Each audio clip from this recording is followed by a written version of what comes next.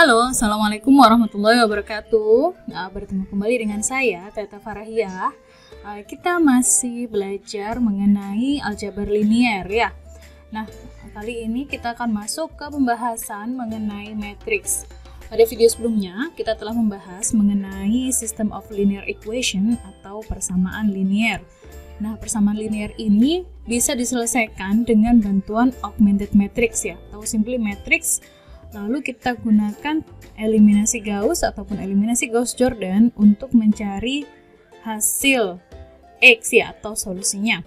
Nah, kali ini kita akan masuk ke pembahasan matriks lebih lanjut. Ya, yuk langsung aja. Matrix is a rectangular array of numbers.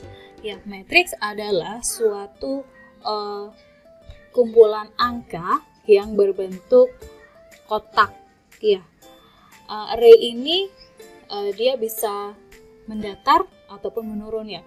Jadi semacam kumpulan beberapa vektor yang disusun membentuk suatu kotak ya.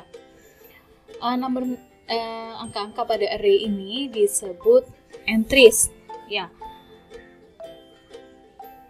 Nah, kita lihat ini adalah beberapa contoh dari matriks. Karena sebelumnya kita telah belajar mengenai vektor, maka kita tahu bahwa kalau satu kolom seperti ini ya, one array, ini kita sebut dengan vektor. Nah, jadi kalau ada matriks yang isinya adalah dua vektor seperti ini ya, gabungan dari dua vektor, kita menyebutnya adalah ya matriks ya. Atau bisa juga kita klasifikasikan dia sebagai kumpulan vektor baris ya. Nih, ini adalah array-nya juga. Nah, sekarang kalau misalkan hanya ada satu baris ya, jadi matriks ini memiliki size ya, besaran atau dimensi, yaitu 3 kali 2. Jadi 3 ini menunjukkan baris ya, 1, 2, 3, dan 2 itu menunjukkan kolom ke-1 dan kolom kedua. Nah, kalau untuk matriks yang hanya memiliki satu baris seperti ini ya, jadi ini dimensinya adalah 1 kali 4 ya. Matriks satu baris seperti ini kita bisa sebut dia dengan row vector atau row matrix ya.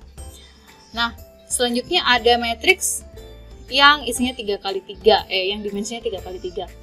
Kalau jumlah kolom dan juga jumlah barisnya sama, maka kita sebut dia sebagai rectangular matrix. Oke. Lalu ada juga matriks yang hanya satu kolom ya. Jadi dia punya 2 baris dikalikan 1 kolom dimensinya. Ini juga kita bisa sebut dengan kolom matriks atau kolom vektor ya, vektor kolom atau matriks kolom. Nah, terakhir ada single entries matrix ya. Jadi dia hanya memiliki satu masukan atau satu input, satu anggota ya, jadi dimensinya adalah 1 kali 1. Nah, masing-masing masukan di dalam matriks ini ya disebut dengan entries ya.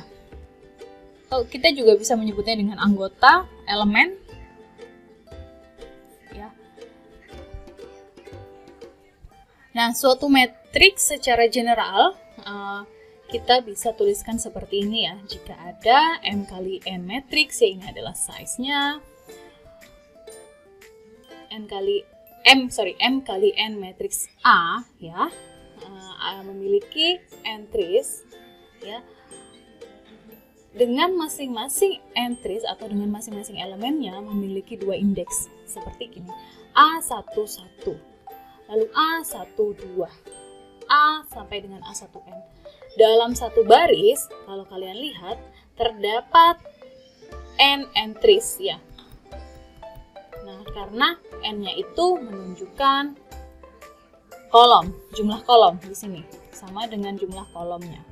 Ya, sedangkan kalau berdasarkan barisnya, kalau Anda lihat ya, dalam satu kolom ini kalau Anda lihat ada A11, A21, AM1 ya. Nah, M ini menunjukkan kolomnya. Menunjukkan barisnya, baris kesekian. Nah, maka indeks ini ya, A, M, N, atau kita biasanya nyebutnya AIJ ya, sorry. A, I, J. I di sini menunjukkan baris ke I, sedangkan J menunjukkan kolom ke J. Oke. Jadi indeksnya itu urutannya sama dengan size-nya ya. Jadi kalau size-nya kan baris dikalikan kolom. Kalau indeksnya juga baris dulu yang di depan lalu kolom. Ini jangan kebalik-balik. Nah, kalau masing-masing anggotanya dia itu skalar ya. Jadi bukan vektor karena dia single ya. Biasanya kita bisa tuliskan suatu matriks dengan cara seperti ini, AIJ dengan size M kali N, atau simply AIJ aja. Nah, suatu matriks yang memiliki jumlah kolom dan barisnya sama disebut dengan square matrix of order n ya, atau rectangular matrix. Nah, biasanya dia memiliki entries yang unik pada sisi diagonalnya ya. Jadi yang memiliki indeks yang sama ini A11, A22, A33 sampai dengan ANN ya. Ini disebut dengan main diagonal.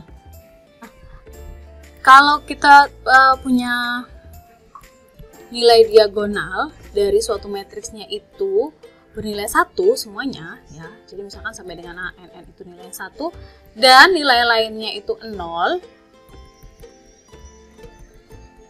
Oke. Maka matriks ini disebut dengan matriks identitas. Oke.